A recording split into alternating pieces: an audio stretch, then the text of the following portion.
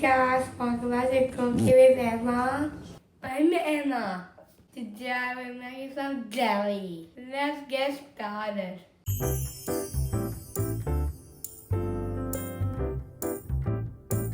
Pour the jelly crystals into the bowl.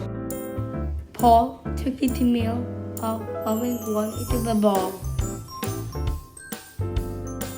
Stir to dissolve crystals.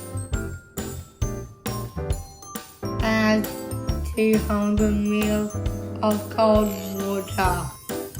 Stir for 1 minute.